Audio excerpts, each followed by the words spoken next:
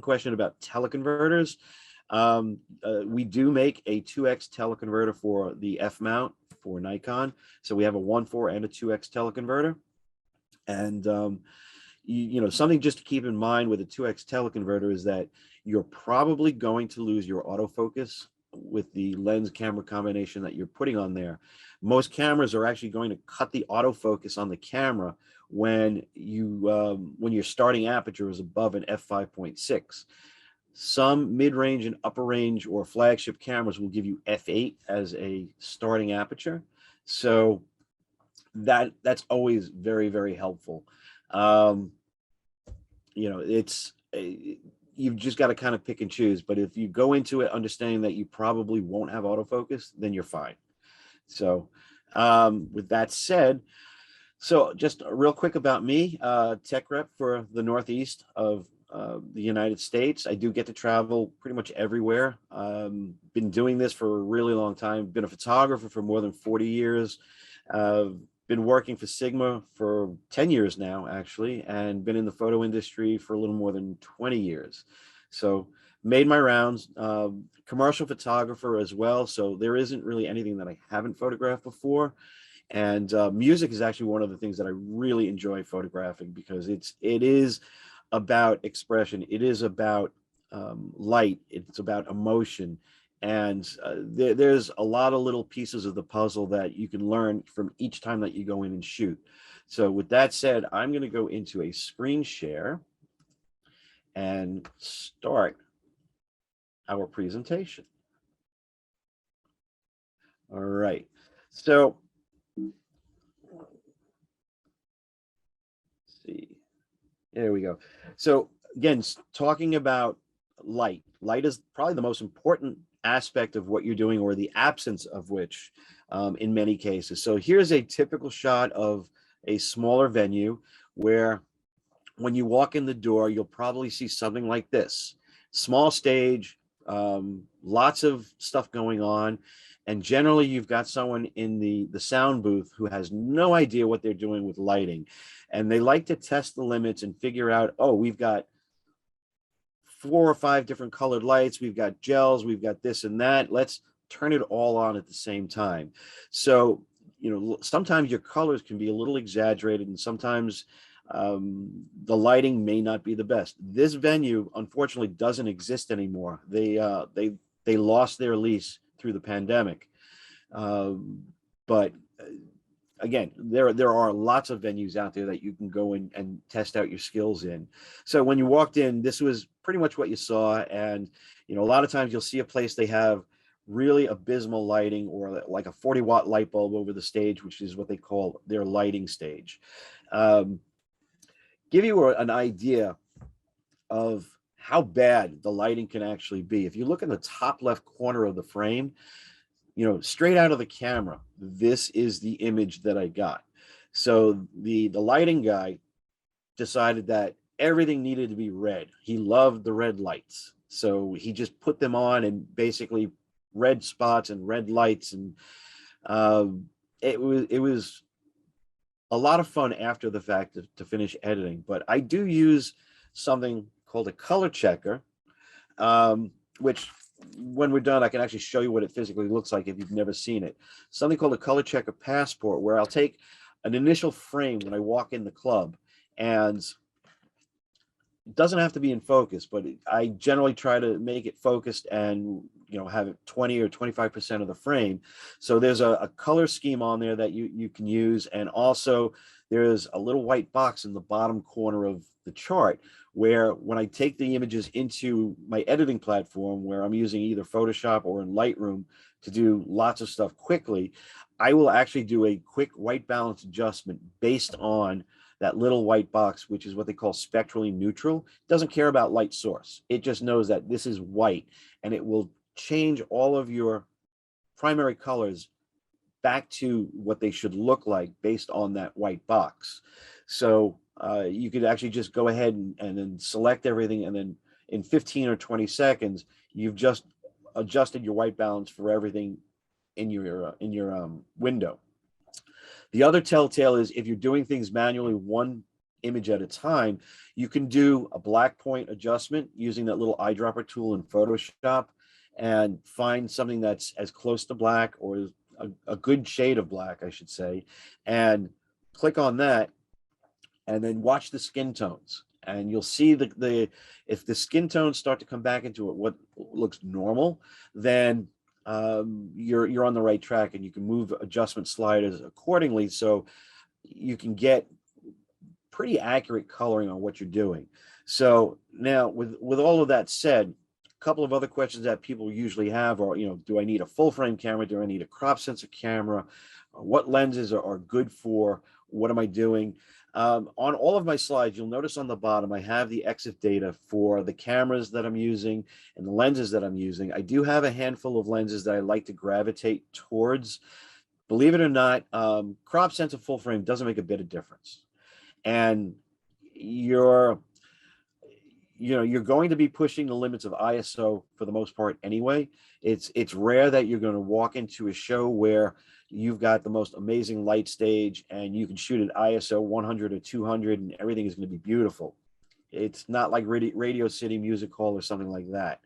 But even with some of the better shows, you're going to be bumping ISOs in upper ranges that you're probably not comfortable with, which I'll get into a little bit more later on. But crop sensor full frame doesn't make a bit of difference. In order to make an 8x10 print, folks, you only need 2 megapixels.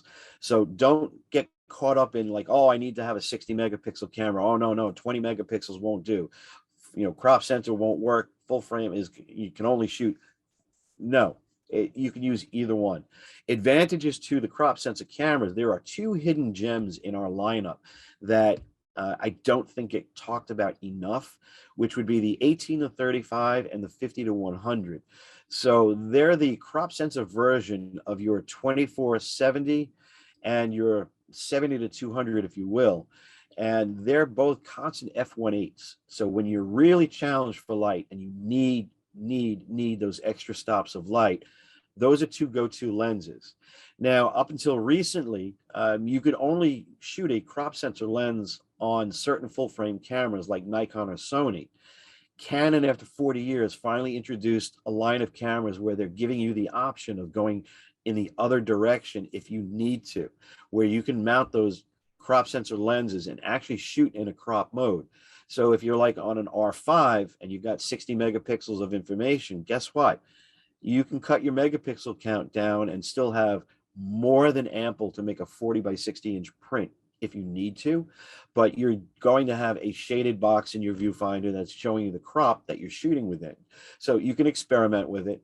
There are times that I actually will put that crop sensor lens onto the full frame camera body and shoot specific cameras. Like, for argument's sake, I'll put the 18-35 onto a D4S, which gives me 11 frames a second, and jump into the drum kit with the drummer, being able to shoot at f1.8 or f2, giving me exactly what I need in the drum kit with the drummer, and shooting in the darkest corner of the stage. So that's something to think about and keep in the back of your mind. So if you're doing video, the 18-35 is a go-to for Super 35 format. So it's a standard lens because of how fast it is and how narrow a depth of field that you have. Shooting in different clubs, again, sometimes the lights work for you and sometimes they don't work for you. So in this particular club, there were a lot of shadows on the stage, and the bass player, who was actually in this band, was a friend of mine.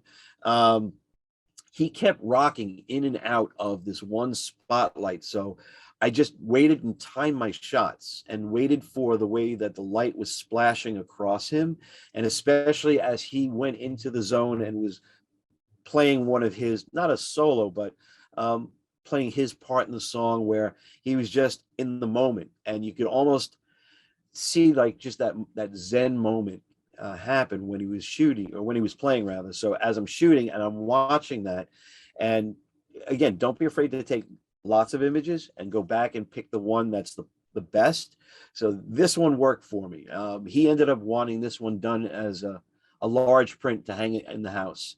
So You know, again, opportunity knocks sometimes that you can actually make a little bit of money from some of your shooting, because the bands, most most bands don't have money, but there are times that they'll want you to come and help them with something, or it's an opportunity to put your own name out there and show off what you can do. So back to, you know, the guy with all those red lights. So, you know, he was going into a guitar solo, and again, the combination of the white light and the red light just kind of made it look really interesting, and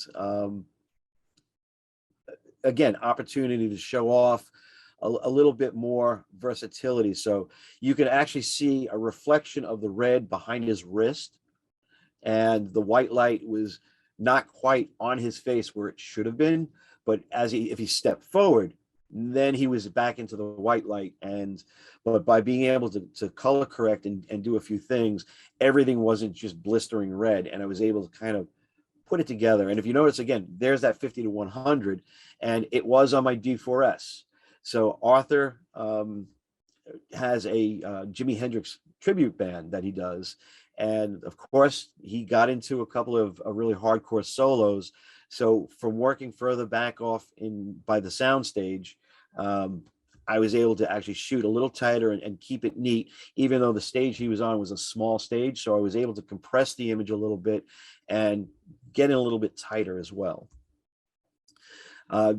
Different genres of music and different types of stuff show a lot of interesting maneuvering. So again, shooting at the edges of the stage, you know, wide is always good when you're at the edge of the stage, because it gives you the opportunity to get in tight on one band member while they're playing right into you. And most musicians will actually, once they realize that you're there, they will come to you, they will play to you, they will give you reaction, they will look for your reaction.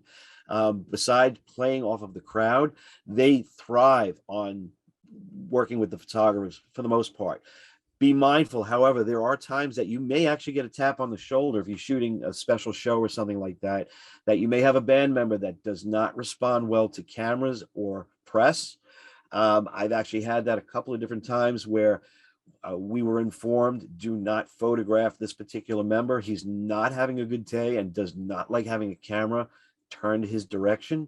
So you kind of need to get a couple of images, but you just don't want to make it a steady diet. Or I knew a drummer that freaked out every time he saw the camera lens, because the opening and closing of the aperture, you know, in the camera lens, he just couldn't handle. So that band I had to shoot, you know, with a long lens from a different standpoint, because again, the drummer was an integral part of the music. So it just made the task a little bit different. But then again, going back to, you know, different genres, different things. So you'll notice that here's the 18 to 35 from the edge of the stage. ISO 4000, that's not too shabby, on a 7D Mark II crop sensor camera, not a problem.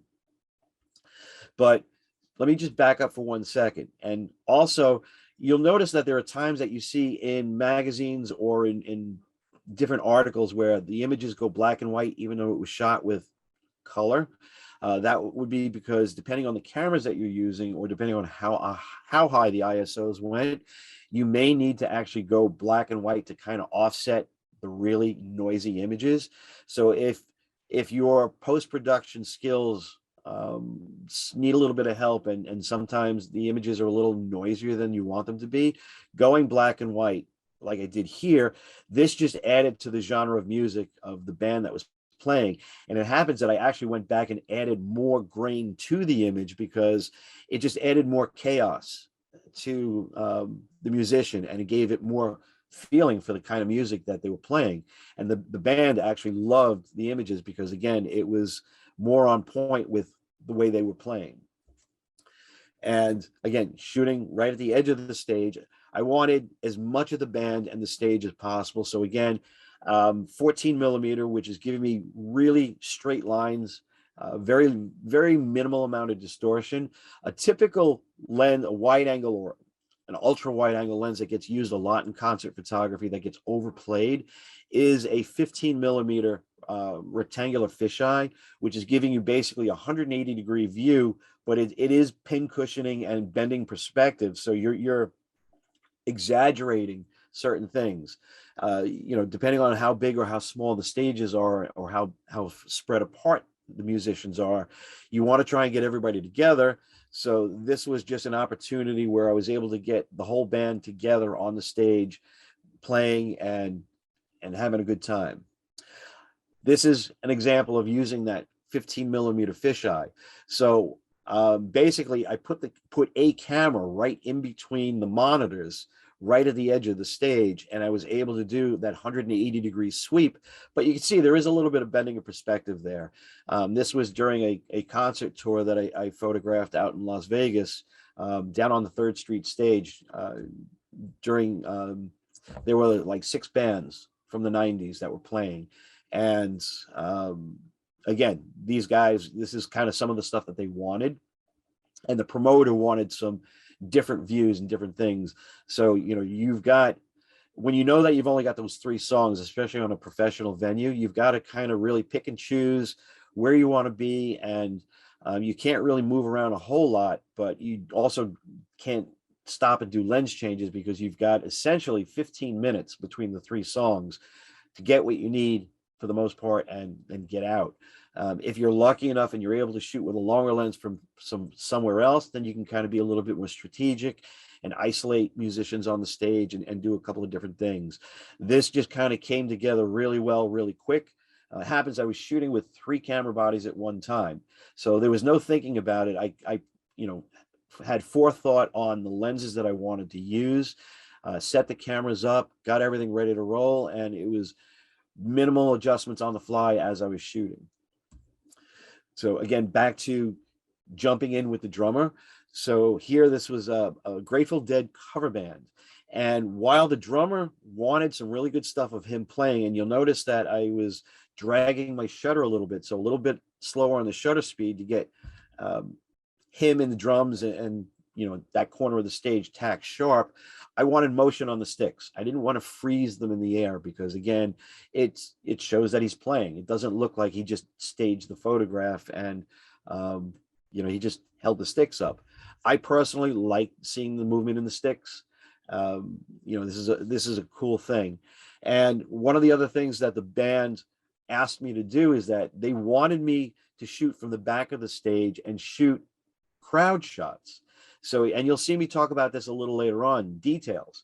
They wanted not only images of themselves playing, but they wanted images of the crowd. They want to see what's going on. Obviously, this isn't in that same little venue, but I should actually have a couple of others there. Here we go. So the wives of the band, a fan having a really good time, singing along. Thank God the music was loud, because I don't think he was able to carry a tune, even if it had handles. You've got the roadies who bring the equipment in and out and have nothing to do but hang out until the show is over. So they were actually celebrating a birthday at the same time, and they were having a good time, as you could tell. But back to the top right corner, this was that same show with the Grateful Dead drummer, and she was just doing her thing, and she wandered right in between 2 of the band members up on stage, and I was able to use 2 of the band members to frame her out. And this was one of the images that they absolutely went ballistic over. They loved it. It was also an interesting show, because by the end of the first set, you had 300 people dancing inside this small bar up in Vermont, where the floor was actually shaking, where you felt the drum set on the riser bouncing from all the weight of the floor bouncing up and down. I thought we were going to end up in the basement of the place. Playing around, having some fun with that 15 millimeter. So Victor decided to throw up the horns and have some fun. I wanted the shot only because, well, the tattoo was interesting, and the rings and the detail, and having the performer on stage talking about the photographers having fun in the pit while I'm doing this was kind of cool. So again, utilizing a wide angle lens to something that is more appropriate for, so getting kind of an interesting detail shot. But now hopefully I don't offend anybody with this one. So this little guy was actually watching Victor throw up the horns and was trying to emulate that and had kind of a hard time doing so. And well, as you can see, he gave me the #1 salute. And his mom and dad were really proud that, he figured that out. So if I remember correctly, I actually gave mom my business card and said, I think I found your new Christmas card for this coming year. But yeah, fans of all ages. And again, don't forget to turn around and watch the crowd. So this is actually a shot that I love to talk about because the person who's holding the camera is a friend of mine, photographing one of his absolute guitar idols. And this goes back to what I was saying before, is that the band members, whether they know you or not, will come to you and they will play to you, and they will push the limits of how close they can get because they don't know that lenses have minimum focus distances. Another reason that wide angle lenses work really well at the edge of the stage, because they do usually have a really, really good close focus capability. Happens that Glenn is shooting an 18-35 on a Canon body right now, and it was, again, he was not only starstruck but in awe of the fact that he's photographing his absolute idol, and he's just standing there playing guitar to him. And this went on for a good 4 or 5 minutes, which was kind of neat.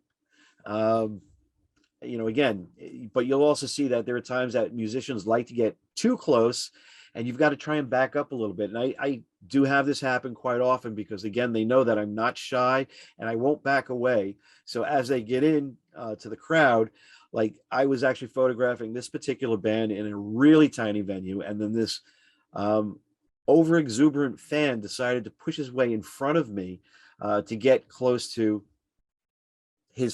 one of his idols. And so you can see that we're in pretty close quarters. So again, even with the 18-35, I'm probably about 12 to 14 inches away from that hand. So that's why you see the hand is a little bit soft, but the eye is right on point. So, and again, if you run into the situation like this or something like that, try to make sure that the eyes in the face are as sharp as they can be, because your mind, or the person viewing the image, their mind will realize that you've got more than enough information to kind of know that what the rest of the image is, and it'll bring it all into focus in your head. And by the way, if you take a look at that ISO rating, that's no joke. That was ISO 36,000. So this is one of those venues where they had 3 40-watt hi-hat lights over the stage, or what they called a stage, and that was what the band had to play with. So there is a tremendous amount of post-production in here. I did my absolute best to clean it up the best that I could, and it looks decent as long as it doesn't get too large. Then you see how ugly the noise really is in the image. Again, shooting at the edge of the stage. Again, you've got to be careful with your f-stop too, because if you've got too shallow a depth of field, especially in close quarters like this, you can run into a little bit of issue with depth of field on the performer or an instrument or something like that. Let's see. Just checking the chat to see if I'm missing anything as I'm going along. And okay, looks like we're pretty good. So again, I went black and white here because, again, even at ISO 4000, for whatever reason, the blacks and the shadow detail in here did get a little muddy. So just going black and white kind of worked for it. And what I really loved about the image, even though he's playing into me and getting into the performance, I love the flare of the light from behind his hat. So just as an FYI, make sure your lenses are clean. And because if you have any fingerprints or any kind of grease marks, every bit of backlighting will absolutely flare on you, and that could wreak havoc in whatever you're trying to do. So, you definitely want to be mindful of something like that. And it just happens that I liked this image better in black and white than in color. So, and if you're thinking about new cameras, by the way, I can tell you from experience that the new R5 and R6 and the Z6, Z7 are off the hook incredible with high ISOs. My Sony A7R3 does a rather amazing job in itself as well. But again, I'm going to suggest that you go out and you test the limits of what you're shooting with and see what your ranges are and see what you can comfortably work with. If you've never heard of a platform called Topaz, they have a couple of tools that you can use in conjunction with Photoshop and Lightroom and standalone as is to do a pretty good job of helping you clean up some of the nastiness. But again, remember, they're tools. You know, if you start with something that really isn't good, you're going to end up with something that is just as bad. And you're going to spend a lot of time working on an image that, well, you just shouldn't be doing. All right. So we're back to, and here's a great example of, here's that ISO 36,000. That's after post-production. And that's really trying to clean up as much as I could. And it really is And I still shooting, at f2. That light is right over, one of the three lights is hanging right over his arm, and it just blows out the arm, and there was no way of bringing back that exposure. So it was either that I completely underexpose and he sits in his shadow and you don't see his face, or, well, you deal with a little bit of overexposure on the arm. So again, these are things that you're going to play with and contend with. And if you notice on the shutter speeds, you're not shooting ultra fast shutter speed, so you've got to try and keep yourself steady and work with a stabilizer in certain lenses is helpful, but again, it's more or less control your breathing kind of a thing, and get off more than one frame, because if the first frame isn't sharp, at least you'll have 2 or 3 frames to look at. So something else to consider and play around with. Back to going with that 15 millimeter. This was actually, again, I had great opportunity as the performer decided to scale the photographer's pit, and he's balancing on the edge of a steel stanchion, which is separating the crowd from the stage and the photographer's pit. The security guard, as you can see, is trying to make sure that he doesn't fall backwards and break his neck.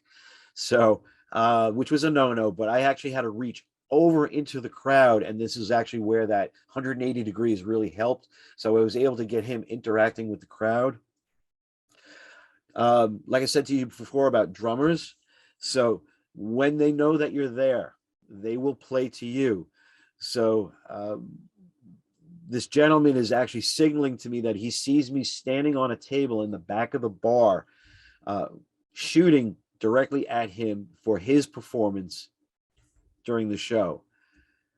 And again, back to, the band members will play to you, all going, with an ultra wide lens, but bringing it down to 24 millimeters. So I can actually get him probably about 9 inches off the front of the lens of the camera. So he's pointing right into the camera and looking right in my eyes.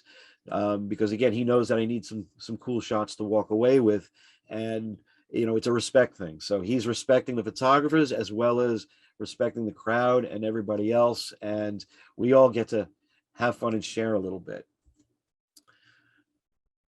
When you have the opportunity to get more members on the stage and you can get some of the atmosphere in there, just be careful when you're going with the ultra wide angle shots that you've got to watch your perspective. So sometimes with a lens like this, you need to actually tilt the camera a little bit, so you're actually pushing the perspective back into a more normal view. But you can see on the very outside of the edges, I'm getting a little bit of the bending from the very outside, but for the most part, I'm able to keep pretty much everything straight and level. I do like the fact that he's, again, coming towards the front of the stage where I'm standing, and the legs are a little exaggerated, but he's also, it makes it feel like you're right there, but you've got the rest of the band. You're able to tell a full story. Again, Yellow Brick Road was a cover band playing one of the stages, and just, again, being able to show the whole venue. So there is a question that I actually want to stop for. Let's see, just a 7D Mark II crop sensor. Okay. Okay, so as far as doing your edits after the fact, again, like I said, whether it's crop sensor or full frame, you've got to see where the limits are in what you're shooting. As far as, you might want to try a different editing platform just to see if it's going to give you a little bit more latitude for killing some of the noise and keeping the image sharp. So the believe it or not, Topaz is working kind of like as in not in conjunction but against Adobe. So it seems that Topaz comes up with an update and Adobe is firing back with a very similar update. So they're doing a lot of similar things in the camera raw features that work really, really well. But I would encourage you to take a look and try the Topaz, because the denoise and sharpening, you could look at it from different platforms and look at different models that they do. There are sliders that you can adjust and readjust, so this way you don't over sharpen or you don't under sharpen, and you can play around with the noise reduction. So the last couple of iterations of those softwares are really pretty impressive, and you've got to take a look and try it if nothing else. And most of them have a 30-day free trial, so it gives you opportunity to make some mistakes and try some stuff. The same way as if you don't have a cloud subscription, you can do the same thing. You can jump in and do Adobe for 30 days as a trial and get a handle on what platforms work best for you. Just making sure that you get different shots from different places. And again, if you take a look, 18-300, not a lens that you would normally see out and about, but this lens really will shock you as far as what you can do and what quality that you can get out of it. It is sharp. It is a fast focusing lens, and it gives you the ability to get a lot of reach in a small package. And especially if you have a halfway decent light stage, you absolutely can do amazing things with it. Things to watch out for in your composition when you're shooting: the microphones. Obviously, when they're singing, they could be, basically chewing on the microphone, or it just distracts and takes away from it. So you try to find an angle that you're getting them without the microphone in their face, or if they are, you want to make sure that they're singing and there's emotion and something going on to give you that feeling. Watch the typical angle of shooting up their nose. So yeah, you've got to be mindful of where you are, and try not to shoot up their nose. I mean, try to make it look a little bit more natural, because you obviously don't want to show that you're shooting from like right underneath them. So again, back to the microphone is part of it. You can't get away from that. But coming in super duper tight, you're able to actually get the emotion and get the feeling, and you can, see everything going on. So again, he's in the middle of a harmony here, and again, I've got the reflection of stuff going on in front of the stage in his glasses, and I like the hand, and the microphone is slightly out of focus, but he's right there. It's, again, it all works. When I was talking before about details, the head on the guitars, the head of the neck, a lot of the bands will actually have their logos on there, or the guitars and the basses will have, branding.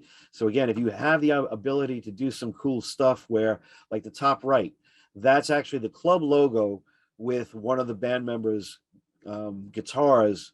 And I love the way that the red neon sign kind of made the hand and the powder blue pop on there. But again, details. Look for the electronics. Look for different things going on. The bottom corner is actually one of the fathers of the band that's actually on stage that he's doing the video of. I just thought it was really neat to get a shot over his shoulder of him doing the video of the band. And you know what? Again, for social media, this kind of stuff people go crazy over. So if you have the opportunity, look for the details, look for the different things, and push your talents and your skills a little bit. And again, it's opportunity to show them that you're looking at the marketing aspect of things, you're looking at the social media part of it. It's not just about, can I get access to go see the band? If you have the opportunity to get a little creative, so again, Arthur was working on putting together a demo album, as I'm dating myself there. I mean, do they do albums anymore? But he wanted a CD or a DVD cover that he could present with the demo to whoever was looking at it. And he was looking at a couple different companies for a recording contract. So I took the shot of him and I put it in kind of a Jimi Hendrix Electric Ladyland experience kind of a thing, and got a little creative and used a few filters and played around with the image a little bit. And there was my artwork that I created from one of his shows. So that was actually the cover that he made it into the cover for his demo. Sometimes you're not looking for these things; they just kind of happen while you're shooting. So I was at an outdoor venue, and the country band was playing. So the guy decided to take a break and leaned his guitar up against the amp, hung his hat on there, and it very well could be an album cover here, because again, just neat placement, product, and timing and everything else, and lighting on there was actually kind of nice. And I loved, again, the shaded reflections on the back of the guitar. So it kind of came together just as a really cool still life. But same thing is that the band were like, wow, that really could be an album cover for us. Hair. It's all about the hair. I love watching these guys when they start getting into the zone and they start really playing, just going to town on it. And you talk about being able to do things with your eyes shut, so not being able to see what's going on, but as he was playing and spinning around and doing his thing, just having all that head of hair out there was kind of cool. So as you've also, if you're losing your hair, you want to relish what you have left. So, but again, very cool, very interesting musician in itself. Again, from the edge of the stage with the 12 to 24, as he walked up on me, but also as he was playing, just and rocking back and forth, the mane of hair just kind of made an interesting hair helmet there. So again, crop sensor camera. I used the 12 to 24 on a crop camera, so it gave me a little bit more punch on the tail end.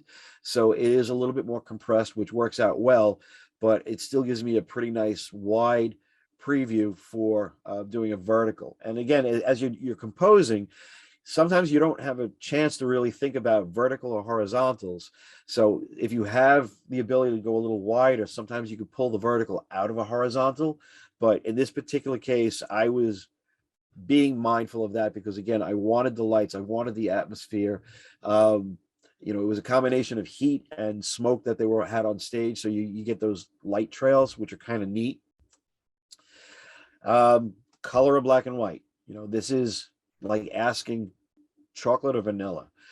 To be quite honest, it's a matter of preference, but there are certain genres, there are certain types of people, there are certain things that just look better with black and white because it becomes more contrasting, more edgy, more feeling. And again, I started way back in the film days, a long time ago, and I learned on black and white film. So again, having the ability to put it out there and basically take the same image, and which they were actually shot like 3 seconds apart from each other. But I love the way that the sweat on his forehead and the shine from the stage lights, it's more prominent, and it gives it more feeling. The hair has more detail to it, but also, again, going back to the color, I love a little bit of the backlighting on the side of him. So again, the hair has a glow to it, so it's a pay me now, pay me later. So that's something that becomes personal preference, and you'll see which one resonates better with you and or the band, depending on who you're editing for. Like I said, watching, you've got those moments where they go into character. So a Led Zeppelin cover band. So as he's doing his best Robert Plant that he possibly can. This is one of those times where having the microphone jammed in front of his face doesn't hurt. And, you know, again, you've got enough facial and mouth expression in there, and you can see, you know, the little bit of the lean. It works well for you.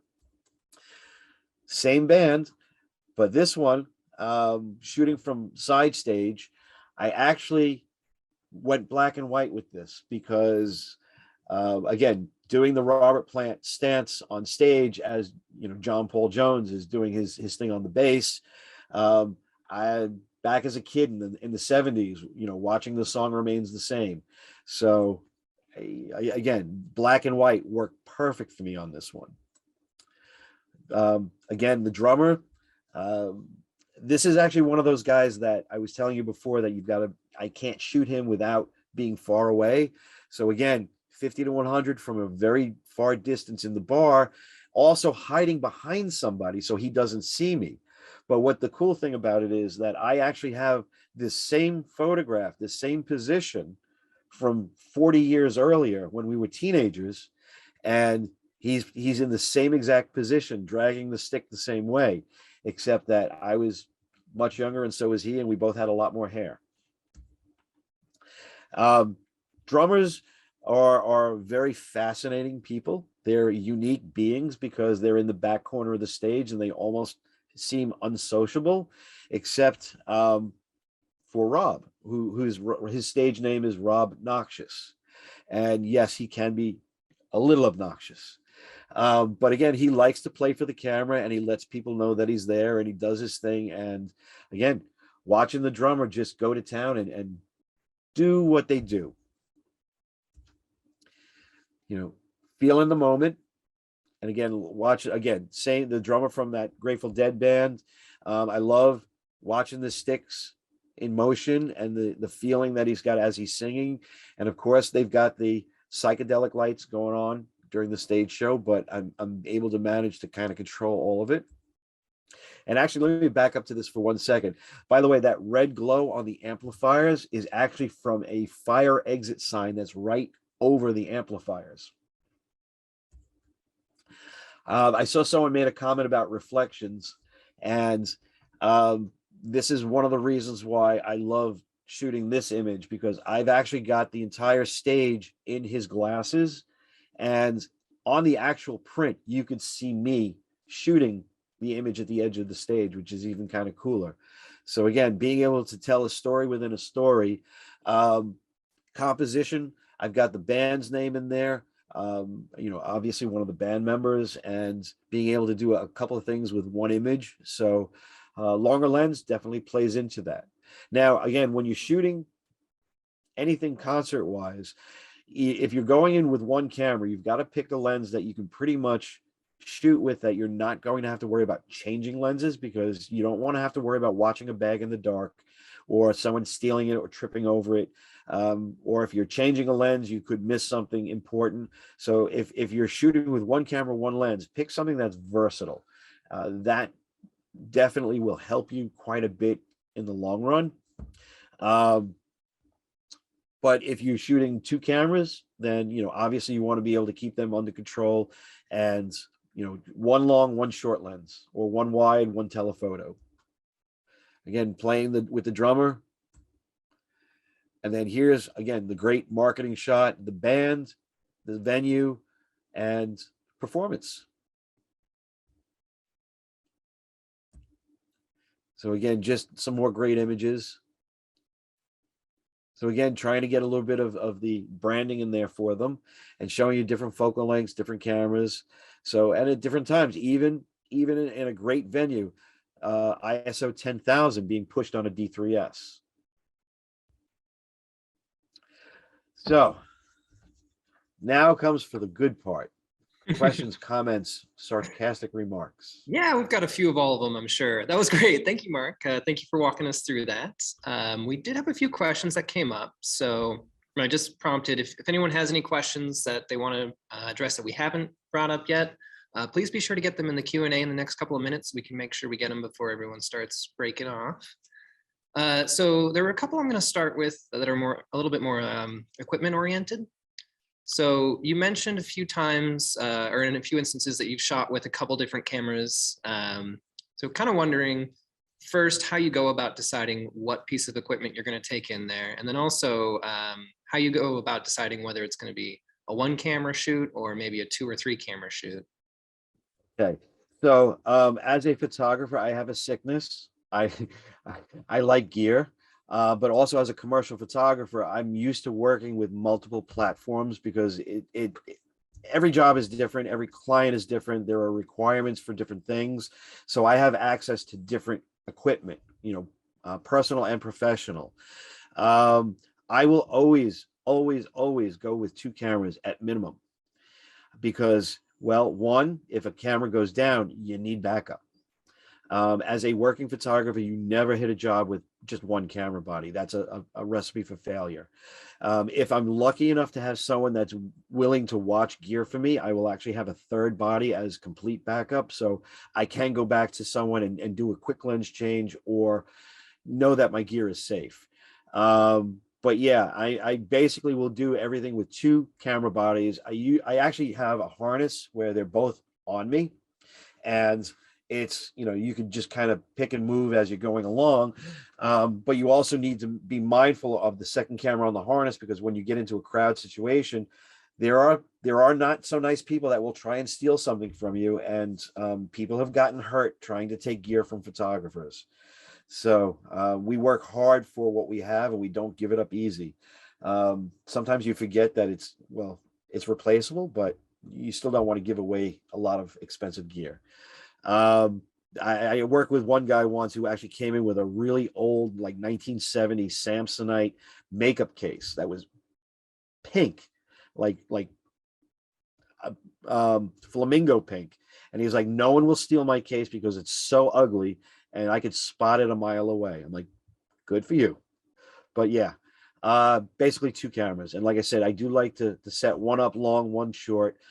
Even, regardless of what I'm shooting, sports or portrait work or event work, whatever, I've always got 2 camera bodies with me. So this way you don't have to think about it. You know that you've got focal length to work with. And if you're able to do your homework prior to shooting the event, so like if you could show up in the middle of the day or a day before or something like that to check out a venue you've never been to before, or look online for images of what the interior of the club looks like, that's always a great way to kind of figure out, okay, I need a 2470, 70-200. Okay, the stage is here, I'm going to be here, and you can work it that way. 1424 is almost an absolute go-to, or 2470 for your wide lens. 70-200, you can't go wrong. If you're going to pick something like a prime for a long lens, then I would go probably 85. This way you're right there in the middle, or 105. So you're not over lensing yourself, but you're not shortchanging yourself just the same. Awesome. Yeah, so you've kind of touched on a couple of the other questions. So let's see how I can put these in an order that would make sense. Kind of expanding on which camera body you would choose, knowing that you have access to a pretty wide selection. What tends to be kind of the deciding factor for what settings or what specifications make one camera better suited to this type of material than another for you?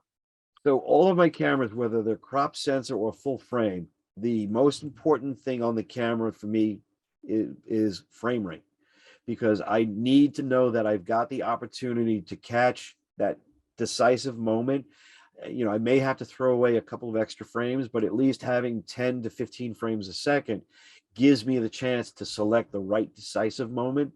And I would rather have the frame rate. Megapixels, like I said earlier, are really unimportant, because, again, 2 megapixels to make an 8x10, 10 megapixels, you can do 40x60-inch prints all day long. So, anywhere from 15 to 24 megapixels, more than fine. I don't need to break my computer with big files. Don't care about the full frame or the crop sensor thing.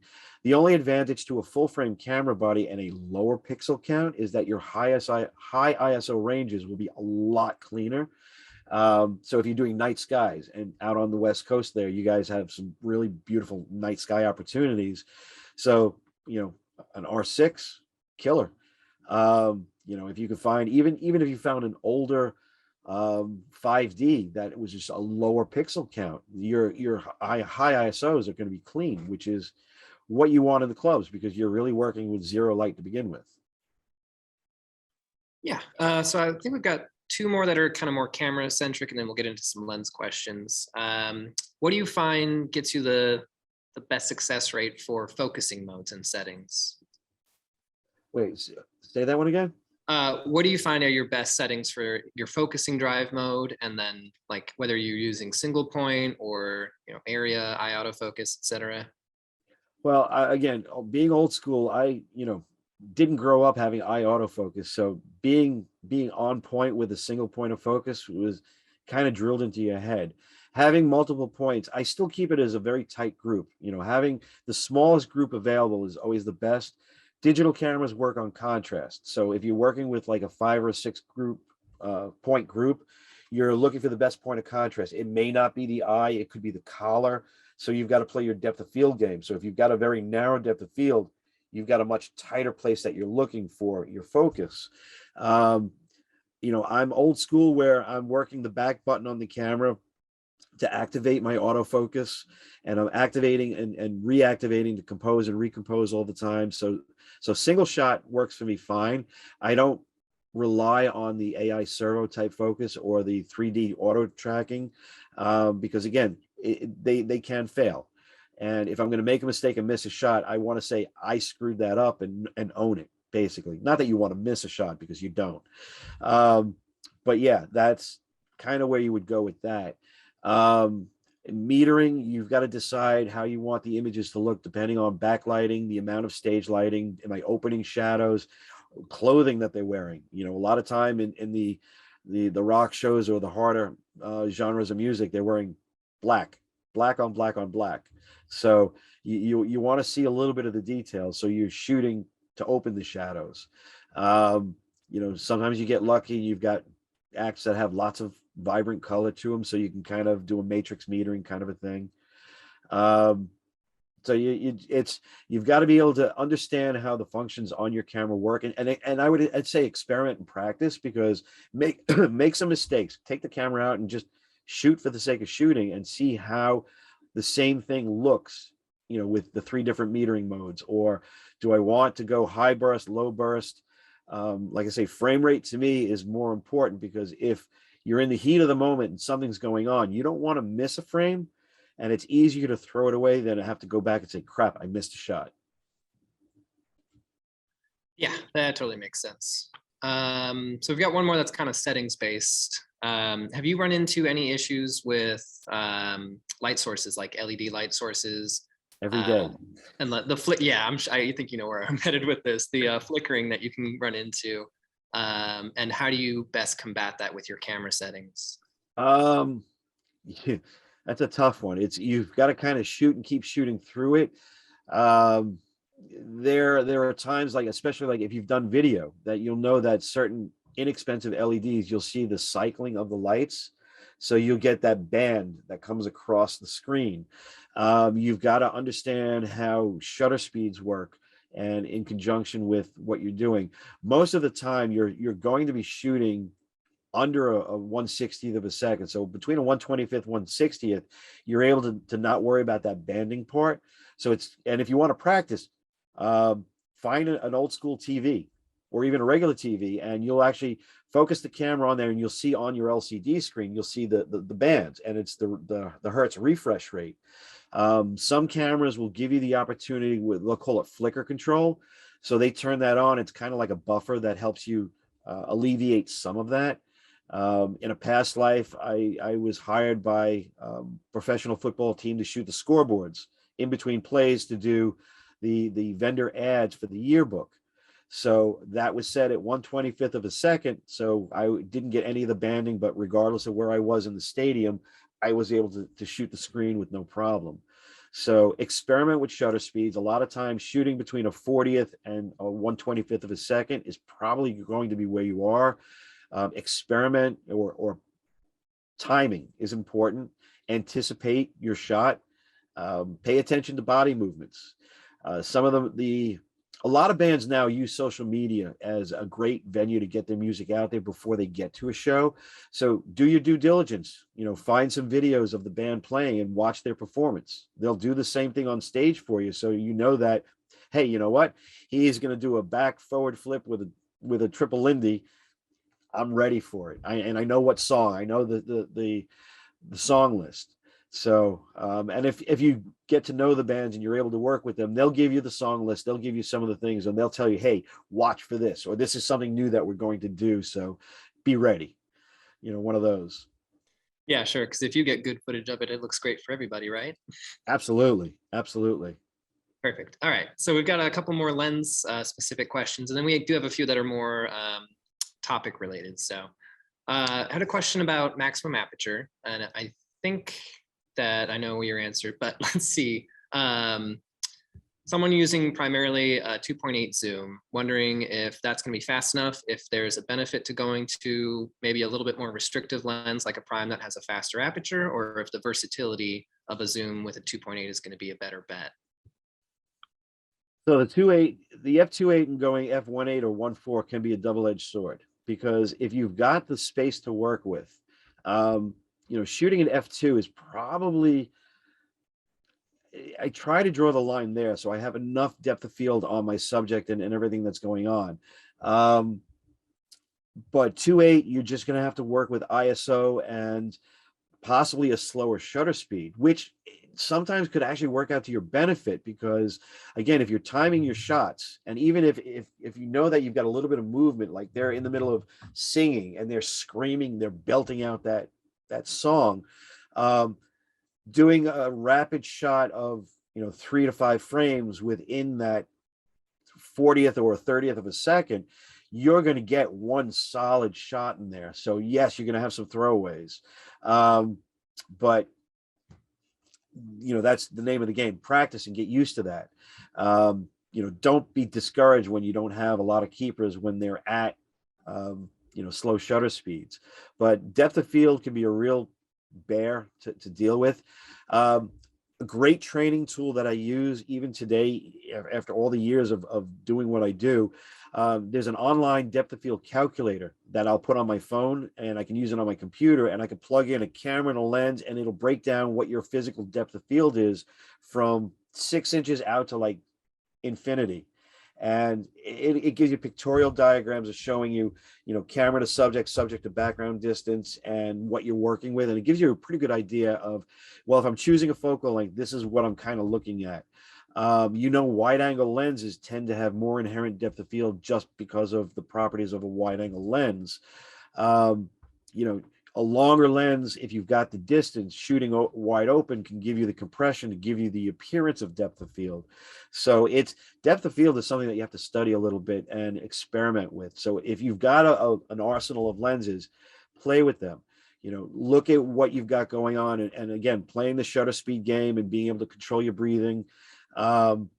There's a lot of different ways of skinning a cat here. You could even, if you've got a 70 to 200, you can't use a monopod in the venue that you're going into because, well, obviously they really don't want you to. I've actually used a tabletop tripod and putting 2 of the feet on my collarbone and 1 on my breastplate for the sternum, and it's able to let me shoot down to 1/10 of a second or 1/5 of a second and not have to worry about, okay, is this going to be sharp or not? And again, control your breathing. So as you shoot on the exhale, so it just looks like you've got an extra little handle on the thing, and it's pretty simple and easy. Yeah, a good little thing in a pinch that isn't going to get flagged at the door. Exactly. So yeah, you don't want to go walking in with the big monopod, because then they're like, what in God's green earth is that? Mm-hmm. And they don't want you to have it, because then it could be a weapon in the wrong person's hands. Yeah, just about. Well, some of the lens is good too. This is true. But 70 to 200 is probably going to be one of the largest lenses. And honestly, if the venue is decent enough, I like shooting from the soundboard with the 120 to 300. Because again, just a phenomenal lens, but that one you will definitely want to use a monopod, because it is a 6-pound beast. Well, that takes us to a little bit more specific lens question. We've got an attendee who has a 17 to 40, 24 to 105, and a 70 to 200. They can only take 2 lenses with them. They're going to be shooting from the pit of a large stage venue. What are their 2 best bets in that instance? Now, the 1740, is that the fast aperture lens? If it is, I believe that one's an f4 in that lineup. so, and the 24-105 is an f4. So I would go 24-105 and the longer lens, 70 to 200. Because 24 millimeters on a big venue like that should be more than ample. The 17 is not going to be that big a deal. Yeah. I mean, if you said 14-24, that I would go there, because this way you can come down to about 20 millimeters and keep everything really super wide and tight and straight. Mhm. And again, close focus on that lens is off the hook. Mhm. So when they get in your face, they literally could almost put a nose print on that lens before it would go out of focus. And unfortunately, I've had musicians do Close just about encounters. that. Yeah, yeah. Especially as you get into the later sets of the night and the Mhm. alcohol is flowing. They like to have fun. Sure. Yeah. All right. Well, so now we've got a few that are a little bit more about the craft. So we have one question here about if you're shooting people that are in the crowd, how do you go about? Do you have to secure model releases for those people? How do you? Yeah. You're in a public place. It's editorial. You're not selling their image. You're representing an event that happened. So if they don't want their picture in a public place, they should not be out in public. It is editorial. You don't need a Yeah. model release. Perfect. Got another question about when you're photographing someone playing an instrument, how important to you, or how important do you think it is to show the entire instrument that they're playing? It depends on the instrument. And it depends on the rest of the scene, because there are times that I want to focus on the finger work on a fret, because it makes it more personal. Or if I could do a long shot coming in from the neck down the instrument, then you're able to put the whole thing in there, and still you've got a real good perspective. It's kind of like if you open up a fashion magazine, you'll see that sometimes it's not about the model, but it's about Mhm. the pocketbook or the shoes, or you don't need all of it. So there's a feeling. There are times that you don't need the whole instrument in there, or even aviation photography. You'll see that some of the wings get clipped, because they want that part of the plane, and it's enough. Otherwise, it looks too far away, and you've got too much negative space around what's going on. So it just watch your negative space and watch your composition. So what are you trying to concentrate on? So there are times that I know guitarists that I just love watching their finger work on the frets, and just like Joe Satriani, I could watch just his 2 hands up and down the frets all day long, and care less about the rest of the stage, because it's impressive to watch the accuracy and the speed and the agility of what he's doing. Guitarists like Eddie Van Halen, same thing. Different styles, the tapping, the way that they pick the strings. Mark Knopfler from Dire Straits, again, the way he actually used a pick and played the guitar with a pick was just like wow on a steel guitar. Stuff like that. All right, we've got one more here, and then we've got 2 kind of just personal questions for you. Do you have any advice for booking artists as clients, working with the actual musicians? Advice is getting them, or just trying to find them. And yeah, how to make that relationship, or yeah, with the. Well, you could always start, like if they're playing out at a local club or what have you, um, bring some business cards and share your images to their social media page, and strike up some conversation that way, and show them that, hey, I know what I'm doing, or I can create some great images. Or if you could talk to the management of the club, sometimes they could recommend, they're looking for somebody to come in, or the house photographer could introduce you to somebody, which most house photographers get very territorial. but you show up in the same place. You show up a bunch of times. There are a couple of bands that I've gone to see because of somebody said you need to go see these people, and then they reach out to me. They're like, "Hey, Mark, are you coming tonight?" So again, it's really easy. If you give them some good stuff, they're more than happy to invite you back down. Or, if you show up at a couple of the places that they're playing, they take notice, like, okay, this person's serious. So that's probably a good way to start. And definitely friendly notes on their social media. Don't be a stalker. Nothing creepy. We don't want restraining orders put out there on anybody. No, too true. Yeah. All right. So the last two are just kind of personal questions. Do you happen to remember the name of the Grateful Dead cover band that you had a couple of the sample images from? Oh dear God. I don't. Oh my God. That was A minute ago. yeah.